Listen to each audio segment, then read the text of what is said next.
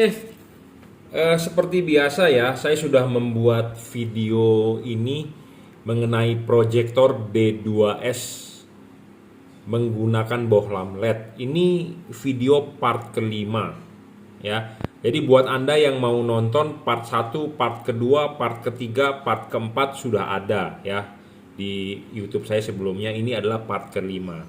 Ya, saya sedang jadi di part kelima, 1 sampai kelima ini saya sebenarnya sedang mencari bohlam LED ya untuk tipe D2S, pokoknya untuk tipe D series ya. Tujuan utamanya apa adalah saya mau menggantikan untuk motor saya tuh ya. Jadi motor saya sudah menggunakan proyektor pakai HID, tapi kita mau diganti menggunakan LED ya. Di situ saya sedang mencari, sekalian kita bikinkan konten LED yang terbaik apa sih gitu ya. Apa sih LED yang cocok untuk tipe D series? Anda bisa nonton di part 1, part 2, part 3, part 4, part kelima. Nah, hari ini seperti sesuai janji saya, pokoknya setiap minggu kita harus ada konten, mengeluarkan konten yang bermanfaat buat Anda semua. Nah, kali ini part kelima ya. Jadi part kelima itu adalah Anda nggak usah berpatokan pada mereknya ya, tapi ini adalah bohlam LED D series ya. Memang mereknya ini Northside, tapi ini sebenarnya Northside itu juga bukan dia pabrik ya, dia hanya merek ya. Jadi LED ini banyak juga dijual bukan merek Northside. Ya, jadi Northside itu adalah branding. Jadi istilahnya branding lah, dia bikin merek sendiri, tapi Northside itu bukan pabrik ya. Tapi kebetulan adalah ini mereknya Northside. Jadi banyak juga LED di pasaran yang modelnya begini tapi mereknya bukan Northside ya. Tapi kalau ini dari Northside N26 ya, dari N26. Ini barang sudah lama bro, udah lama saya punya ya. Jadi baru kali ini aja kita mau buat konten mengenai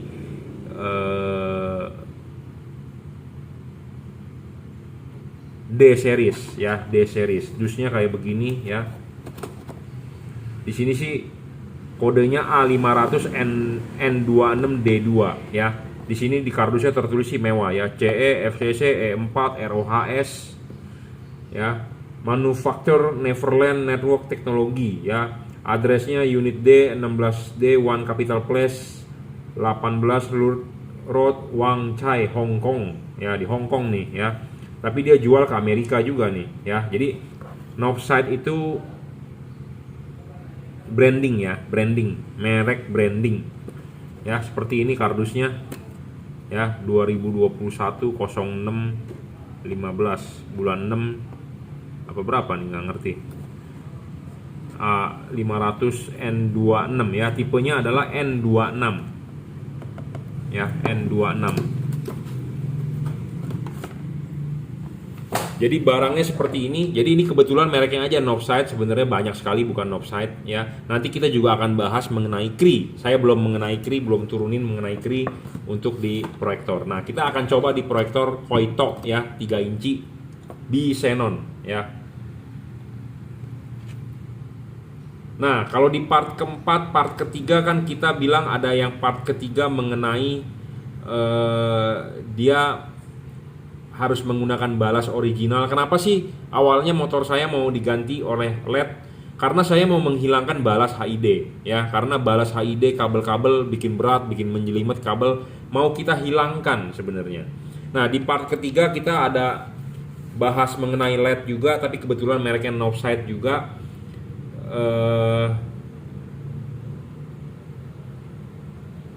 Itu harus pakai balas ya, bukan inputnya 12 volt. Nah, ini ada balas yang inputnya 12 volt ya. Jadi inputnya 12, jadi ada LED yang inputnya langsung 12 volt untuk tipe D2. Kebanyakan sekarang ya dia inputnya adalah dari balas, outputnya harus dari balas. Jadi harus dicolok ke soket balas. Nah, yang seperti itu kita tidak mau ya. Yang kita mau adalah plus minus 12 volt. Kenapa? Karena lebih ringkes, karena dia ada balas tapi balasnya kecil ya. Sayang Northside ini belum dirajut oleh nilon ya, kabel ini belum dirajut oleh nilon dan dia masih pakai driver. LED yang bagus sebenarnya sudah teknologi terkini adalah driverless ya. Teknologi pendinginan LED ini masih teknologi jadul sebenarnya Kenapa masih teknologi jadul? Kenapa? Karena ini ada PCB, PCB-nya itu nempel di bodi aluminium. Jadi pendinginannya adalah bodi aluminium. Sedangkan teknologi pendinginan zaman sekarang adalah single cooper atau double cooper. Jadi langsung pendinginan dari tembaganya dia. Jadi dari dudukan LED-nya dia, PCB-nya langsung tembaganya sebagai pendinginan, penyalur pendinginan. Nah, yang seperti itu, teknologi pendinginan seperti itu lebih bagus. Kenapa saya bilang lebih bagus? Karena penyaluran pembuangan panasnya itu lebih cepat, perambatan panasnya ya, koefisien perambatan panasnya lebih cepat.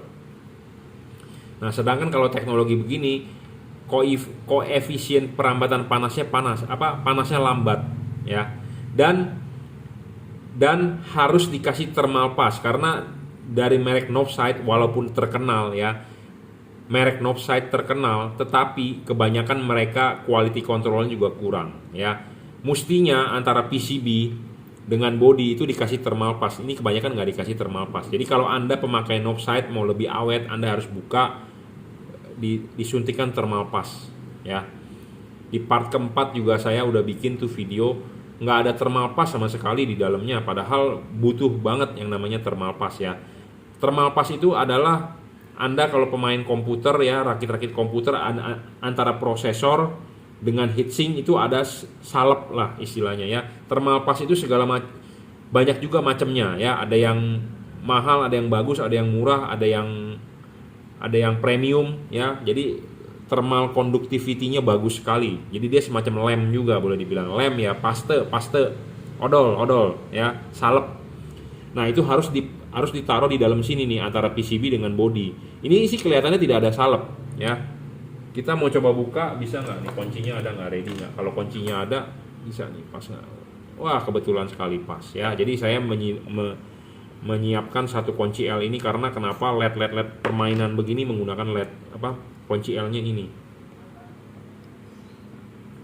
Oh, kalau kita buka, kebuka semua nih. Tapi kita nggak dalam posisi mau ngebongkar ya. Kita mau mereview adalah LED-nya. Ini pasti tidak ada thermal pass karena tidak ada bercak sama sekali. Jadi kalau Anda pemakai LED ini harus dibongkar lagi untuk di thermal pass supaya pendinginannya lebih bagus ya. Oke, LED ini apa sih keunggulannya? LED ini keunggulannya adalah dia bentuknya aneh ya, bentuknya aneh. Nggak seperti biasa ya. LED-nya ada dua buah sisi, kiri dengan kanan ya. Kiri dengan kanan. Saya sudah di part ke-1 atau kedua tuh saya membahas LED yang tipe sorotan atas aja. Tapi kalau boleh dibilang ini tipe sorotan samping, tapi sampingnya membentuk sudut, tidak saling berhadapan atau tidak saling berbelakangan 180 derajat, tetapi ini membentuk sudut mungkin 60 derajat atau 45 derajat atau 30 derajat. Untuk pastinya ini kita harus ukur ya, berapa sih derajatnya dia, kayaknya sih sudut lancip, jadi sekitar 30 derajat lah ini ya. Jadi LED-nya itu mengarah ke situ dan mengarah ke sini, membentuk sudut kira-kira 30 derajat, tapi pastinya kita harus pakai busur diukur berapa ya. Dia bukan benar-benar sorotan atas, tapi dia sorotan miring, boleh dibilang seperti itu ya, sorotan miring. Nah, ini LED ini tipe D2 ya, D series. Nah, LED ini sudah saya pasang di proyektor ini ya. Bolam ini memenuhi syarat bolam bagus, soal adjustable, bisa di adjustable. Jadi kalau kita mau masang kan selalu saya bilang pasang dulu ininya nih. Pasang dulu ininya tipe D2 ya. Udah dipasang. Nah, selesai baru bolamnya masuk. Bolam ini sih boleh dibilang bagus, tetapi ada kekurangannya ya. Kekurangannya sayang dia bukan dibikin tiga sisi. Harusnya dia bikin 3 sisi ya. Ada satu tambahan di bagian bawah ini LED-nya. Dia bikin 2 sisi, kalau ada satu sisi di bawah, ini bolam perfect. Bolam ini jadi perfect. Karena bolam ini cuma 2 sisi, jadi kurang oke hasilnya. Untuk tipe B xenon. B artinya bisa low dengan high. Tapi kalau untuk tipe single ini udah mantap. Udah mantap. Ya. Udah mantap. Tapi kalau untuk tipe B dia kurang mantap. Di mana kurang mantapnya? Nah, kita akan praktekkan. Ya, kita akan praktekkan sekalian kita tes wattnya berapa. Bohlam ini wattnya 33,8 terbaca di wattmeter saya ya, 33. Jadi 33 watt satu bohlamnya. Saya nggak tahu ini dia nulisnya berapa watt ya, karena tidak ada tulisannya. Ya, 33 watt ya terbaca di wattmeter saya. Jadi realnya adalah sekitar 30-an lah. Ya, kita akan arahkan ke tembok ya, kita kasih lihat hasil sinarnya. Ini hasil sinarnya. Burem ya.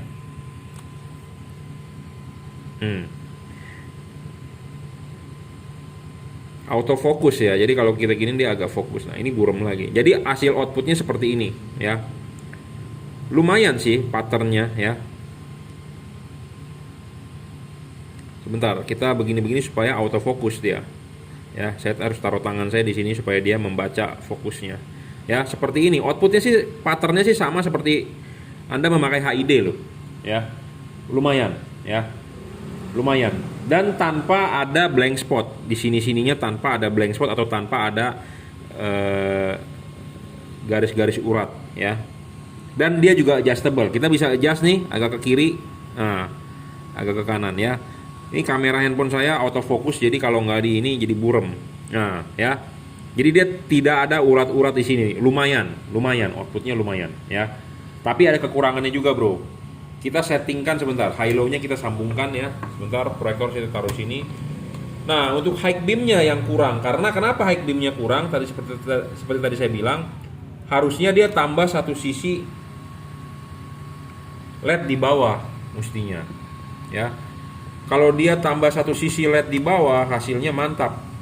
Tetapi dia tidak menambahkan di bawah. Jadi kalau ini untuk proyektor single beam mantap, tapi kalau untuk high beam kurang ya. High beamnya nggak ada cahaya nih. Aduh, autofocus. Jadi ini high beam nih. Kurang cahaya lah high beamnya. Jadi high beamnya tidak padat ya. Jadi musinya kurang padat ya. Ya. Aduh, ini kameranya autofocus terus. Kalau ini kan pattern untuk low beamnya, garis cut off-nya. High beamnya kan dia akan naik nih. Nah, naiknya ini kurang tebal outputnya. Ya, kenapa? Karena kurang cahaya. Kurang cahaya karena kan LED-nya ini menghadapnya ke atas semua. Yang bawahnya nggak ada. Gitu ya. Yang bawahnya nggak ada. Nah, makanya untuk Anda ya yang menggunakan proyektor H11, proyektor H11 halogen ya, seperti saya bilang syarat bohlam bagus soal bayangan gelap, tidak boleh terlalu gelap dan tidak boleh terlalu besar. Reflektor bagian atas untuk ball proyektor itu yang penting, itu yang bagian yang saya arsir.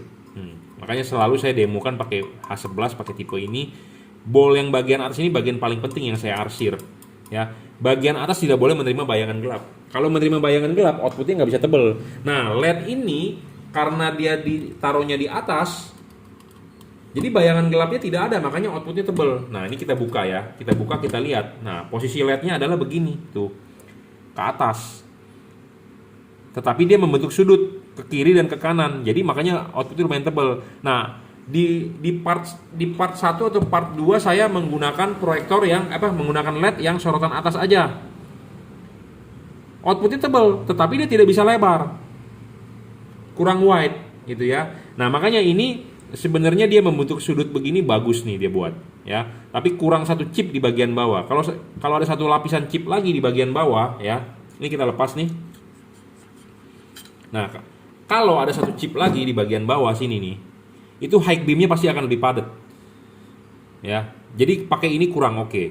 Kurang oke untuk tipe B xenon. Tapi kalau untuk yang tipe single xenon mungkin udah cukup.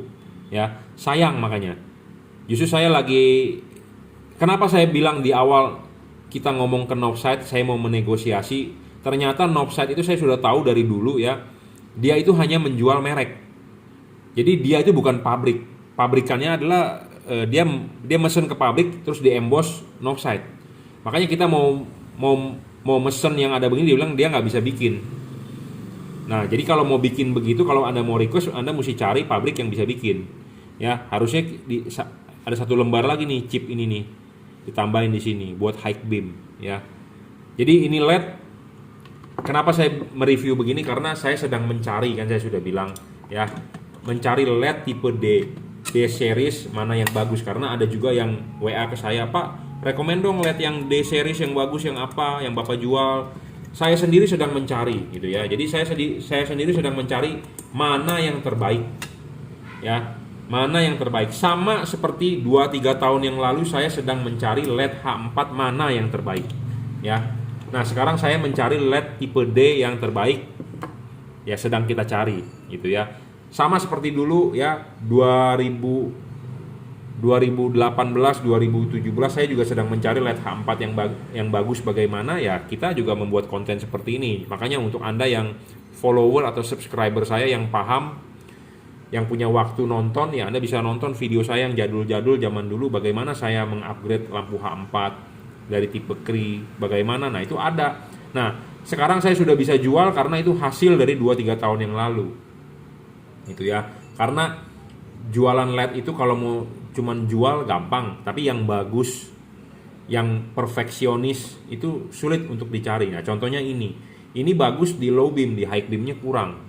High beamnya bahkan tidak ada cahaya, kosong ya. Kenapa saya bisa ngomong begitu ya? Karena saya udah praktek bro, coba malam hari, kok high beamnya kosong di atasnya ya. Jadi ini part kelima proses saya mencari bohlam D series. Nanti kemungkinan di minggu depan akan saya coba bohlam Cree ya, yang tipe D. Nah, kenapa Cree? Apakah Cree bisa lebih bagus dari bohlam ini? Nanti kita akan coba. Nanti kalau outputnya bagus, nah kita bisa upgrade Cree ya. Kita naikin powernya. Kalau bohlam-bohlam begini mah rusak, buang. Kalau Cree bisa diservis satu, bisa di upgrade wattnya. Bohlam-bohlam begini buang. Jadi udah mentok nih, wattnya 33, tadi terbaca ya 33 gitu ya. Jadi faktor watt bukan hanya menentukan ya, bukan faktor satu-satunya menentukan watt itu paling LED itu paling bagus, tetapi dari fokus ya. Dari fokusnya bisa diputar atau tidak, dari stabilnya tidak, dari pemasangannya gampang atau tidak ya. Jadi kesimpulannya itu ya. Jadi ini part kelima buat Anda yang mencari bohlam D. Kita share ilmunya, kita share pengalaman saya. Jika Anda suka atau bermanfaat silakan like, kalau nggak suka ya nggak usah follow, nggak usah ditonton ya.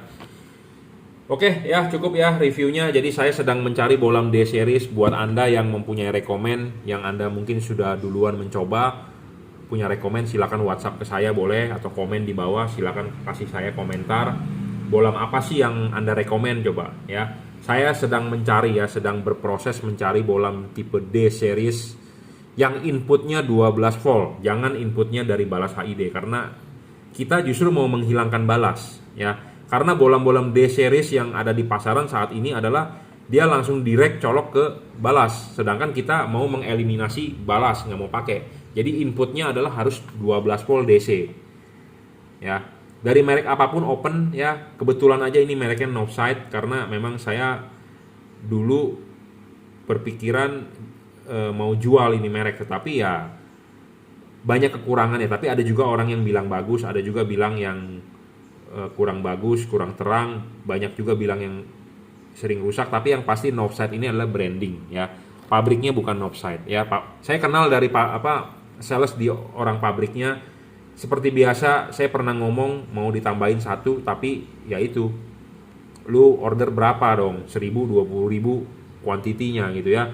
Nah, masalahnya adalah kalau kita mendesain dengan pabrikan di Cungko sana ya, kita udah pesan banyak dan itu pasti dia nggak bisa megang, jadi dia nggak bisa jual ke kita doang, pasti dia juga share. Jadi istilahnya sulit kerjasama untuk pabrikan Cina gitu ya, karena dia pasti nggak bisa keep untuk ke kita aja sebagai supplier, tapi pasti dia buang ke tempat lain juga, dan kuantitinya banyak. Nah, itu yang saya tidak sanggup untuk makan ya, seperti itu. Karena 10.000, waduh, kalau ada yang mesen 10.000 ini untuk tipe D2S gitu ya banyak. Tapi kalau nggak ada, amsyong juga kan kita kan, itu kan duit bro ya. Oke, nah jalan satu-satunya bagaimana? Ya paling kita memodifikasi, Saya sudah pernah kepikiran ya, ini kita gerinda, kita papas, kita lurusin, kita tanemin pakai LED satu chip lagi gitu, pakai PCB-nya dengan solder kabel, ada driver sendiri di luar. Pernah kepikiran seperti itu, bukan pernah kepikiran sih, pernah sudah terpikirkan kalau kita mau perfeksionis gitu ya, kita memodifikasi. Tetapi ya itu perlu pendinginan ya, karena dia teknologinya belum batang copper, masih aluminium gitu ya, masih aluminium nih. masih payah gitu ya. Tapi kalau dia udah dari batang tembaga, single cooper, double cooper, atau single heat pipe atau double heat pipe, saya rasa bisa mumpuni gitu ya. Dan saya juga kepikiran supaya dia tidak terlalu overheat, lampu chip yang kita tambahkan itu nyalanya hanya pada saat high beam gitu. Nah itu perfeksionis tuh. Waktu itu saya udah mikir, cuma sibuk ya udah ini simpen aja masuk gudang. Nah saat ini saya sedang mau membuat konten, pokoknya 1 minggu 1 kali harus ada konten yang sangat-sangat bagus ya. Kita mulai lagi ya. Nanti di minggu depan akan kita bikin hasilnya pakai Cree ya, XHP 70 sorotan samping. Bagaimana, apakah hasil lebih bagus atau tidak? Anda silakan tunggu video saya ya. Jadi ini part kelima, LED proyektor D2S part kelima. Buat Anda yang baru nonton part kelimanya, Anda nontonlah part 1, part 2, part 3, part 4 ya. Semoga bermanfaat buat Anda. Nah, Anda kalau mau merekomendasikan saya boleh silakan komen di bawah atau Anda WhatsApp saya ya. Tipe apa yang bagus menurut Anda yang udah pernah Anda coba? Untuk tipe D series ya, D. Kalau LED biasa kan H4, H11, H7, H1. Nah ini tipe D, karena kenapa tipe D? Yaitu ini bohlam untuk proyektor yang aslinya bawaannya lahir pakai HID. Nah nanti ada yang komentar ke saya begini, bos lu ngapain sih pusing-pusing lu nyari bohlam LED yang bagus? Lu ganti aja proyektor lu pakai billet sniper dari Fahid atau dari King Kong atau dari apalah, dari King apa. Bro, masalahnya saya bukan yang nggak mau, karena motornya udah jadi tuh, udah jadi proyektornya udah nanem di situ. Saya males bongkar lagi ya, saya males ganti proyektor lagi, bobok retrofitan lagi ya. Nah kenapa saya mencari tipe D juga? Jadi saya punya ilmunya karena saya pelajari. Jadi supaya nanti kalau Anda orang yang nanti di kemudian hari mencari LED-nya, saya sudah bisa merekomendasikan, Pak beli tipe ini, saya jamin bagus. Pak jangan beli tipe ini, pasti hasilnya kecewa. Begitu maksudnya ya. Jadi segala sesuatu itu ada proses, ada tahap ya. Learn by doing. Belajar dari ya melakukan ya. Jadi belajar dari praktek untuk mendapatkan pengalaman ya, karena pengalaman itu butuh waktu kita pelajari. Pengalaman itu tidak bakal langsung turun ya. Oke, cukup reviewnya. Memang ada proyektor yang lahir sudah pakai LED, billet sniper lah, apa ini itu ya memang gampang, tetapi dari pakai proyektor itu juga hasilnya juga nggak bisa 100% lebih bagus dibandingkan saya memodifikasi begini gitu ya. Karena ada kekurangan juga itu proyektor, outputnya nggak begitu lebar, dan kalau rusak buang ya, dan ada kipasnya itu kalau nggak taruh di bawah, taruh di belakang, itu yang susah kita untuk menutup kipasnya ya. Apalagi ini motor besar, kita retrofit tidak bisa asal-asalan bro. Ini motor mewah, maksudnya bukan mewah, maksudnya motor yang saya pakaian sendiri gitu ya. Jadi maksudnya kita harus bikin juga yang bener-bener mantap lah, bukan bikin asal-asalan seperti retrofitan di pinggir jalan, ditambal sini pakai dempul gini. Aduh ngelihatnya bro, motor mahal, motor ratusan juta, dilihat begitu modifnya sakit kepala kita gitu ya. Ngerti maksud saya ya? Jadi buat Anda yang punya motor misalnya Fiction pakai proyektor billet sniper, terus di headlamp belakangnya pakai dempul-dempul, pakai plastik, pakai apa, ditutup-tutup pakai fiber bikin, ya boleh lah. Motor Fiction batok lampunya aja paling 200.000. Ini batok lampu jet 1000 45 juta bro ya. Anda punya 5 juta, barangnya juga belum tentu ada, mesti inden, impor sendiri ke Singapura ya. Jadi kita tidak bermain yang asal-asalan. Jadi kita learn by doing, mencari bohlam yang istilahnya the best, jadi bisa direkomendasikan. Dan saya juga hobi, jadi saya bisa ikut jualan di situ ya, ngerti? Jadi sambil nyelam minum air. Makanya saya udah bilang saya hobi dan saya juga jualan. Saya bisa merekomendasikan Anda LED mana yang bagus, mana yang jelek.